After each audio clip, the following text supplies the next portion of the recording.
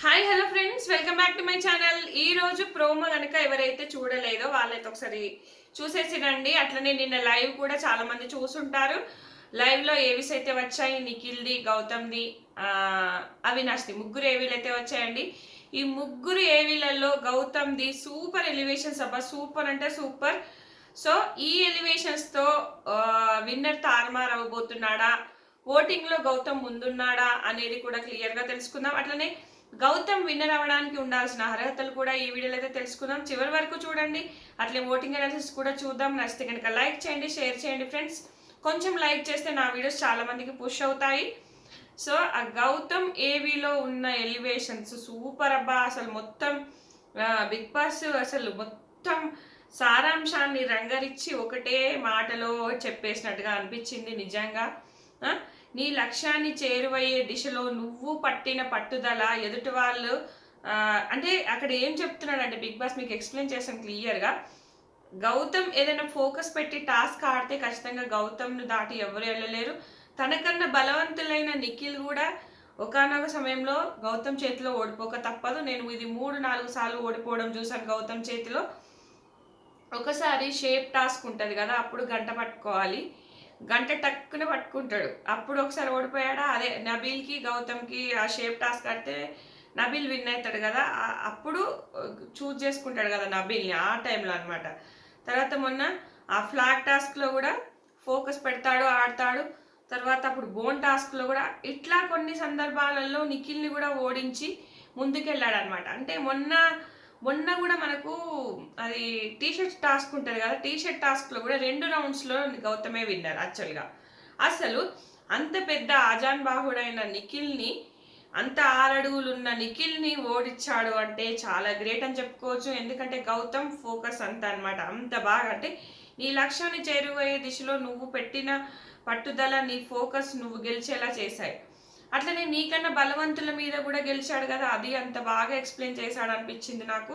ప్రతి పాయింట్ అబ్బా, నువ్వు చిన్న ప్రేమను కోరుకుంటే ఆ ప్రేమ విఫలమైనా కూడా నీ ఆటకు ఆటంకం కాకుండా నువ్వు ముందుకెళ్ళావు. సూపర్ కదా. యష్మి చేతిలో ప్రేమ అక్కడ ఏదో క్రష్ వచ్చింది అన్నాడు, ఏదో అన్నాడు, ఏదో చేసిండు. ఆ అమ్మాయి ఏమో వాడుకోవడానికి ప్రయత్నం చేసింది అక్కడ. అక్కడ అంత బాధలో ఉండి కూడా అతను మళ్ళా ఆటను అంటే ఒక పాదరసంలా కదులుతూ ముందుకెళ్ళావు. అట్లనే ఎలిమినేట్ అవ్వబోయిన వ్యక్తి అయిపోయే వాళ్ళని ఎలిమినేట్ అయినా కూడా మళ్ళీ పుంజుకొని ఎంతో బాధను దిగమింగుకొని మళ్ళా ఒక గేమ్లోకి వచ్చాడు చూడు, అది సూపర్ అబ్బా. అసలు గౌతమ్ అసలు నాకు తెలిసినంత వరకు నిఖిల్ కన్నా గౌతమ్కి చాలా అర్హతలు ఉన్నాయి. ఎందుకంటే ఒక వైల్డ్ కార్డ్ ఎంట్రీగా వచ్చి ఎలిమినేట్ అవ్వబోయిన వ్యక్తి మళ్ళీ పుంజుకొని మళ్ళీ బాధలు పడి ఎన్నో అవమానాలు ఎదుర్కొని ఇంత ముందుకు వచ్చాడంటే ఖచ్చితంగా విన్నర్ని చేయాలబ్బా. ఎందుకంటే ఇక్కడ ఒక వైల్డ్ కార్డు గనక విన్నర్ అవుతే నెక్స్ట్ సీజన్స్లో వచ్చే వైల్డ్ కార్డ్స్ కూడా హోప్స్ ఇచ్చినట్టు అవుతుంది. సో వాళ్ళు వైల్డ్ కార్డుగా వచ్చిన వాళ్ళు విన్నర్ అవ్వలేరు అన్న ఇది రాకుండా ఉంటుంది. ఖచ్చితంగా అట్లా చేస్తే సూపర్గా ఉంటుందబ్బా. కానీ నిన్న నిఖిల్ ఏవి అంత బాగా చూపించలేదు. నిఖిల్ ఎలివేషన్స్ కూడా బాగానే ఉంటాయి, టాస్క్లు ఆడినవి అవైతే చూపించలేదు. కానీ గౌతమి అయితే సూపర్ అబ్బా, మస్తు. అసలు ఏమన్నా నా ప్రతీది అంటే నువ్వు కింద స్థాయి నుంచి పైకి వచ్చావు అన్నట్టుగా చూపించాడా, ఏం సూపర్ ఎలివేషన్స్ ఇచ్చాడు అనిపించింది. ఎందుకంటే తోటి వ్యక్తులు, నువ్వు కెమెరాలతో మాట్లాడుకుంటున్నావు, ప్రేక్షకులతో మాట్లాడుకుంటున్నావు, నువ్వు సరిగా ఆడట్లేదు అని అన్నా కూడా ఏ దానికి వాళ్ళ ఆటలో భాగంగా నన్ను అన్నారని చెప్పి నువ్వు తీసుకొని నువ్వు ముందుకెళ్ళావు. ఒక సోలో బాయ్ అంటే ఫ్రెండ్షిప్ చేస్తే ఎక్కడ వాళ్ళకు ఫేవర్ చేయాల్సి నిజమే, ఫ్రెండ్షిప్ ఎందుకు చేయలేదు చెప్పండి గౌతమ్. సపోజ్ ఫ్రెండ్షిప్ చేశాడే అనుకో, వాళ్ళకి ఏదైనా టాస్క్లో హెల్ప్ చేయాల్సి వస్తుంది. హెల్ప్ చేస్తే గ్రూప్ గేమ్ అంటారు, అంతే కదా. ఇప్పుడు మొన్న కూడా తేజతో స్నేహం ఉన్నవాడ తేజాని కనుక తీసుకుంటే అక్కడ నువ్వు గ్రూప్ గేమ్ అని ఖచ్చితంగా అనేటోళ్ళు. విమర్శకులు కూడా కాకుల్లాగా పొడిచి, మాటలతో పొడిచి రకరకాల వీడియోస్ చేసేవారు, ట్రోల్స్ చేసేవారు. అక్కడ ప్రేరణని తీసుకున్నాడు. సపోజ్ నలుగురితో మాట్లాడచ్చు, కానీ ఫ్రెండ్షిప్ ఇవన్నీ పెంచుకుంటే ఏమవుతుందంటే వాళ్ళ కోసం ఏదైనా చేయాలి, వాళ్ళతో మాట్లాడాలి, ఒక ఫేవరిజం అనేది ఆటోమేటిక్గా వస్తుంది. కొన్ని సందర్భాల్లో మిత్రలాభం మిత్రభేదం కూడా మంచిదే, కానీ కొన్ని సందర్భాల్లో సోలో బాయ్గా ఉంటే కూడా తన నిజమేనేమో సోలో బాయ్గా ఉన్నాడు కాబట్టేనేమో ఇంత విన్నింగ్ స్పిరిట్, ఇంత మంది జనాలను ఆకట్టుకోగలిగాడేమో అని నాకు అనిపించింది. నిజమే, అదైతే అందరు ఏమవుతుంది అబ్బా ప్రేక్షకులతో మాట్లాడితే, కెమెరాలతో మీరు మాట్లాడుకోండి. పోనీ రెడ్ టవల్ కట్టుకుంటుండు పవన్ కళ్యాణ్, అవును అది అది అతని అటిట్యూడ్ అది. ఎందుకంటే స్పెషల్గా కనబడాలి, స్పెషల్గా కనబడితే నన్ను గుర్తిస్తారు, నన్ను చూస్తారు.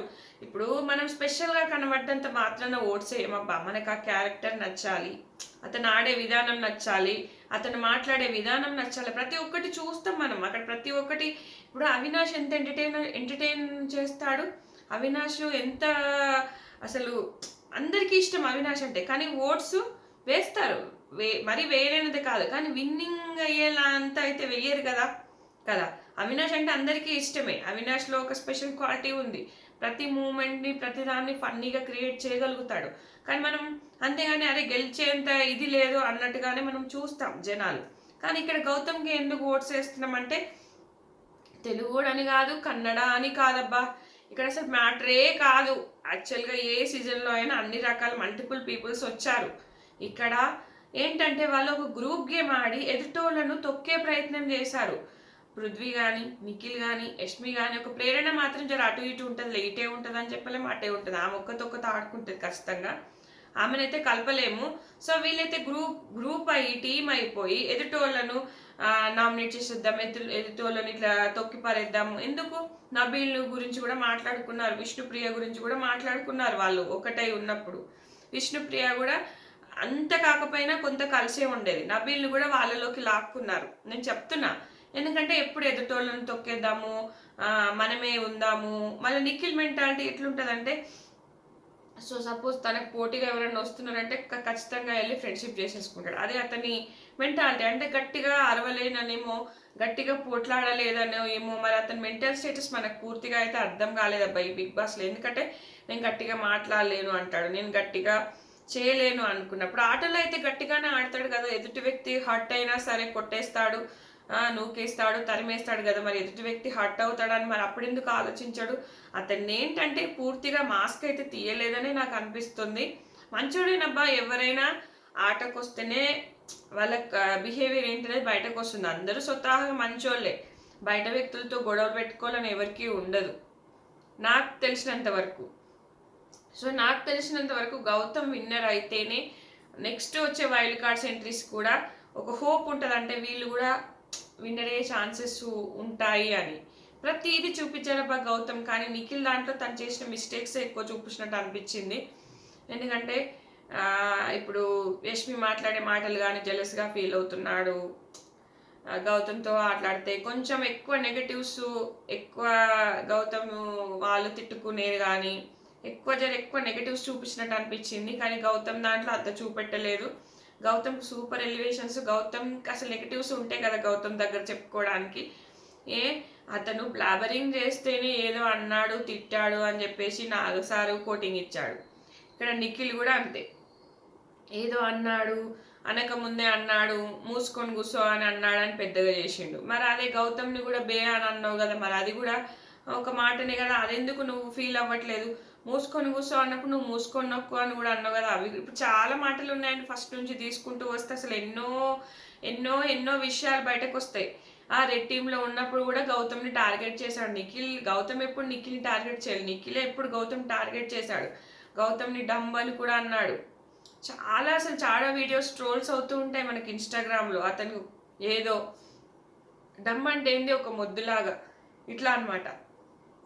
సో ఓటింగ్లో అయితే 5% డిఫరెన్స్ నిఖిలే టాప్లో ఉన్నాడు, తర్వాత గౌతమ్ ఉన్నాడు, కొన్ని పోల్స్లలో ప్రేరణ, కొన్ని పోల్స్లలో నబీల్ ఉన్నాడు, చివరికి అవినాష్ ఉన్నాడు. సో సూట్ కేసు ఎవరు తీసుకుపోతారు అని అంటే, నబీల్కు మొన్న అర్జున్ కళ్యాణ్ వచ్చినప్పుడు సూట్ కేసు తీసుకోమంటే నెగిటివ్ వైబ్రేషన్ వచ్చింది అని అన్నాడు. ఎందుకంటే నబీల్ విన్నర్ అవుతాడని అనుకుంటున్నాడు కాబట్టి ఖచ్చితంగా నబీల్ అయితే తీసుకోడు. మేబీ అవినాష్ తీసుకునే అవకాశం ఉంది, ప్రేరణ తీసుకునే అవకాశం 100% ఉన్నాయి. 2 సూట్ కేసులు వస్తే ఫస్ట్ 10 lakhs, తర్వాత 15 or 20 lakhs. అంటే ఫస్ట్ 10 lakhs తీసుకోకపోతే నెక్స్ట్ 20 lakhs 25 lakhs అట్లా పెడతారు నెక్స్ట్ సూట్ కేసులో. ఫస్ట్ 10 lakhs తీసుకుంటే నెక్స్ట్ సూట్ కేసులో 15 lakhs ఉంటాయి, మోస్ట్లీ ఇదే ఉంటుంది. అయితే నాకు తెలిసినంత వరకు లాస్ట్ 5th ఛాన్స్లో అవినాష్ సూట్ కేసు ఆఫర్ చేసి తీసుకుంటాడు. 4th అయితే మనకు నబీల్కి తీసుకోమన్నాడు, కానీ మరి అక్కడ నబీల్కి ఎవరైనా మణికంఠ అక్కడ ఎవరైనా వచ్చి తీసుకోమంటే తీసుకుంటాడు, లేదు అంటే ప్రేరణ తీసుకుంటుంది. ప్రేరణ టాప్ 3 ఉంటుందని అనుకుంటున్నా, చూడాలి. నబీల్కి సైలెంట్ ఓటింగ్ కూడా నడుస్తుంది, ఎందుకంటే అతనికి ఇన్స్టాగ్రామ్ ఫాలోవర్స్ వీళ్ళంతా చాలా ఉన్నారు కాబట్టి చెప్పలేము, ఎవరైనా తీసుకోవచ్చు. ఇంకొక విషయం ఏంటంటే గౌతమ్ గురించి నేను చెప్పాలనుకుంటున్నా. మొన్న నబీలు ప్రేరణ కూడా మొన్న చిన్న ఇష్యూనే, ఈ మా పరివారం వచ్చినప్పుడు గొడవ పెట్టుకుంటే అప్పుడు కూడా గౌతమ్ షార్ట్అవుట్ చేస్తాడు. నేను చెప్తున్నా అంటే నిఖిల్ ఎక్కడా వచ్చి స్టాండ్ తీసుకోలేదు ఒక వ్యక్తి గురించి ఎప్పుడు కూడా, కానీ గౌతమ్ కొన్ని సజెషన్లు ఇచ్చాడు, ప్రేరణకైనా ఇచ్చాడు, యష్మికైనా ఇచ్చాడు, నబీల్కైనా ఇచ్చాడు సజెషన్స్. నువ్వు ఇట్లా మార్చుకో, నువ్వు ఇట్లా చెయ్యి, నువ్వు ఇట్లా ఉండు, నీ మాటలు నీ పద్ధతి మార్చుకో. తను ఇక్కడ వచ్చినాక ఇప్పుడు యష్మి కంటేనేమో బయట చూసొచ్చి ఇచ్చిండు, కానీ హౌస్లో ఉన్న తర్వాతనే కదా నబీల్కు, హౌస్లోకి వచ్చే ముందు నబీల్ బాగానే ఉన్నాడు, ప్రేరణ బాగానే ఉంది, అప్పుడు వాళ్ళకి ఏం సజెషన్లు ఇవ్వలే. హౌస్లోకి వచ్చినాక కూడా ప్రేరణ నీ మాట తీరు మార్చుకో, నీ పద్ధతి మార్చుకో, అట్లనే నబీల్కు కూడా నీ ఆట తప్పుదో పడుతుంది, ఇట్లాంటి చాలా సజెషన్లు ఇచ్చాడు. నిఖిల్ ఎక్కడ కూడా తన వరకు తన గేమ్ ఏంటి, తన ఒక మాస్క్ వేసుకొని సేఫ్ గేమ్ లాగానే ఆడాడు తప్ప ఎవరికి సజెషన్స్ కానీ, ఎవరికి హింట్స్ కానీ, ఎవరికి ఏమీ ఇవ్వలేదు. కానీ గౌతమ్ అలా కాదు, అందరికీ హింట్స్ ఇచ్చాడు, మీరు బాగా ఆడాలని చెప్పాడు, కానీ అది అందరికీ అపార్థంలానే కనబడ్డది.